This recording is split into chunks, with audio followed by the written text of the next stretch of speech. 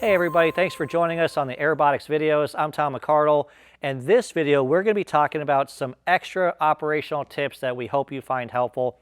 We're going to go off of the operational instruction laminate that came with your machine. If you don't have it, you can find it on our website, www.airbotx.com. You can find it there. On the front page, you got the coverage area. That'll be the safety guidelines of don't run it in small occupied areas and give you the square footage on that. It'll tell you what areas we recommend for the different lamps, the 4 lamps, the 3 lamps, the 2 lamps, or the 1 lamp. What coverage area we recommend for moderate to severe odors. If you notice, another video I did talks about the variables to consider, so not every project's the same, so you want to check out that video if you haven't seen it. Those are some good variables to keep in mind when you're assessing a project and figuring out how many machines and how many days they should run. But I want to get into the backside, which is the helpful operational tips, and I'm actually just going to walk through these and just give you a little bit of extra into these tips to hopefully help you when you look at different types of projects. So the first one's the coverage area. The variables you want to look at with the layout of the structures. Are there multiple floors? The ceiling height? How severe the odor is? Are there contents on site? Has the source been removed? The other one on there is the time to complete a project. So sometimes this is an important factor because let's say you're on a project, they're like, hey, I got to open in 2 days. And you're like, wow, it's really hard to eliminate all the odors in 2 days. I'm used to maybe 3, 4, or 5 days. How can you do that? Well, there is a way to do it. If you can physically get all the work done that needs to get done for that project, and you have to get rid of the odor in 2 days, just put more machines. So here's an easy concept I like to keep in mind when I'm looking and helping out, particularly on large losses or complex projects. You have a fixed number of odor molecules that are on site, right? And this machine is going to produce a certain number of radicals and oxidants in a day. So if you have to get rid of all of those odor molecules in a certain period of time, then you just put in more machines, and it'll just produce more radicals, more oxidants, higher concentration. It'll knock them all out faster. So that's something to keep in mind. Those few projects where you got to get it done fast, the easiest thing to do is don't turn it down. Just say, hey, we can do it, but just put more machines in, and it can be done. We don't always recommend it because sometimes it's tricky, but you can do it. This comes in also with the length of time to complete the project. Like I mentioned, 3 to 5 days is on average. If you got to get it done fast, put in more machines. But some projects take longer, and this could be because of things like the source removal. The source hasn't been removed. The source is still there. It's got to stay there for a certain period of time. It could be the physical work. It's taken a really long time to get the project back up. It could be the project is broken up into several sections. You got to move the machines around. So there's going to be ways that the projects are going to take longer. But as a general rule of thumb, we're saying 3 to 5 days is pretty average for this industry. One thing we recommend is turning on the Airbotx 390X at the beginning of each project. And the reason why this is important is you can do all the physical work, and we want this working at the same time. So if you go onto a job, it already has an odor, you plug in the machine, turn it on, that part's done. You don't have to worry about that. Set it to the side. Make sure you have the right number of machines in the right places. But that odor is going to start knocking down. And this is really good for a couple reasons. One, the whole job ideally is complete at the same time. You don't get done with your physical work, rebuilding whatever you might have to, and then, oh gosh, it still smells now, what are we going to do? So start from the beginning. Also, to your client, whether it's a homeowner or a business owner, it's going to have a psychological effect right off the bat. Within 24 hours, it already smells better, and it will work that quickly. So they're going to say, wow, it already smells better, and it's going to have that impact that, hey, you're already making a difference, you're already improving, you're doing a great job. And also for the technicians and the contractors and the workers on site, particularly after something like a fire with lots of different items that have burned, a lot of VOCs in the air. This will break those down quickly and create a safer environment for them working in. This applies also to homeowners and business owners. They don't want to be exposed to a lot of these chemicals that are being produced after a fire or other project like that. Supplemental air mover. So yes, this does have a 700 CFM fan built in. It's got 2 exhausts to shoot out to give you an even distribution of airflow on both sides. You can see we got a cap on one side if you want to shoot it out just one direction.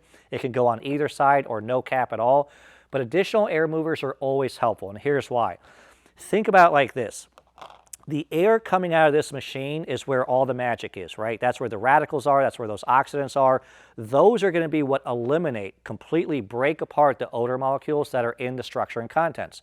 So you have to get the air coming out of this machine to come in contact and get into those porous materials, the drywall, the cabinets, the carpet, the couch, the clothes, the inventory. It's got to get to all those places. So if you've got hallways, if you've got turns and bedrooms and open up the doors and all that, but use those additional air movers to help really create that vortex, really push that air coming out and get to the places where those odors are.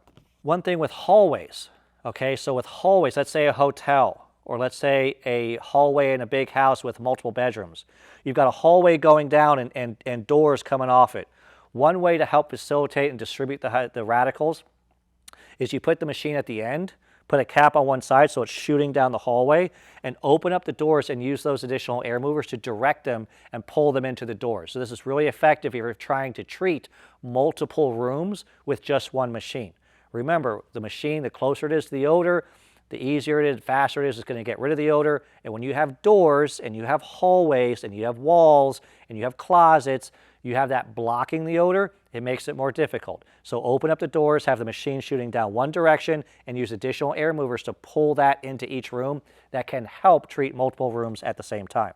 Opening up all the cabinets and drawers. So it's just kind of touching on what I just said, and that is if you're in a kitchen, and let's say there was a protein fire, or let's say some really strong like curry or something was cooking on the stove, and it comes up into, you know, above where that happened, or, you know, let's say that, you know, there was an issue in a bedroom with the closet and cabinet drawers and dressers and things like that.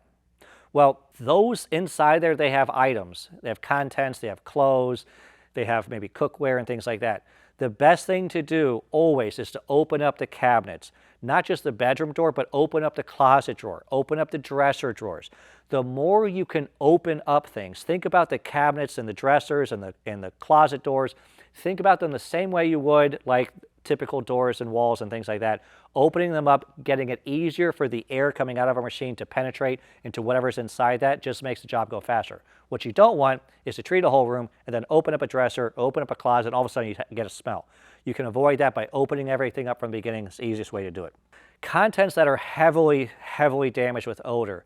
If you need them specifically focused on, or you need to get the odor out of them quickly, there's a couple options. One, you can obviously take them off site and have like your own little like hydroxyl radical chamber where you can treat them in its own chamber in a small confined space. You get a high level of hydroxyl radicals and it can really concentrate on getting those odors out in that chamber very quickly. If they're on site, you can do the same thing, but you have to have a little bit different strategy, and that is to tent it. So you can just tent it, put lay flat on there, and inject it into that area where the content. So tent it, inject it in, you get a really high concentration of hydroxyl radicals and other oxidants penetrating into those contents. It'll get the odor out of those contents super fast, as opposed to just being out loose in one big open area. Instead of those radicals being shared throughout the whole open area, we're trying to concentrate it into those contents where it's really bad. One thing is when you get to particularly this is on the home side, let's say you get called in after maybe cigarettes or maybe just after a general project and you just want to do one final clean and make sure all the odors are eliminated throughout the house. One thing that you can do, shoot this through the HVAC system. So put the fan on, not just when it's getting to be cold or hot, but put it on so the fan's always running.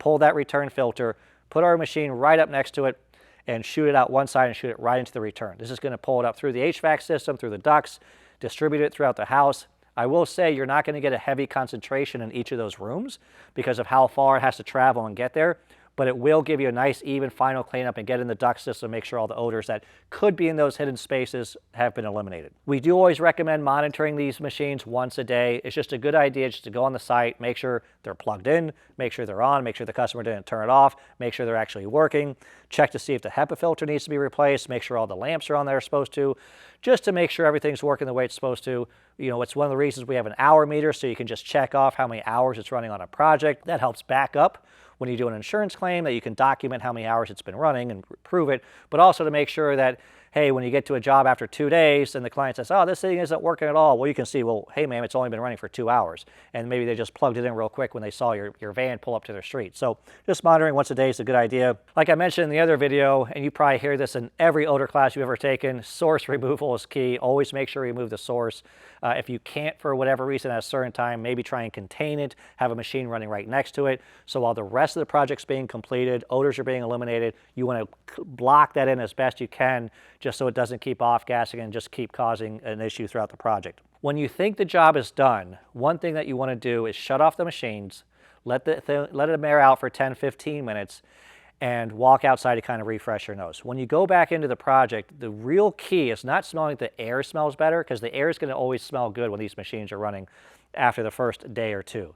But you want to go up to those porous items, the one that I told you about, what we really have to focus on. So go in the closet, go to certain areas, and really put your nose on smell to make sure that the odors have been eliminated from those porous items. Those will be the last areas that the odor gets eliminated, so you really want to make sure you test those to make sure the job's actually done. If for whatever reason you find areas where the odor's not eliminated, move the machine, set it up, let it run another day or two, and you're totally good. But make sure you don't just rely on the air that the project's finished. The last thing is, we cover this in a different video, but we do recommend after each project cleaning out the machine.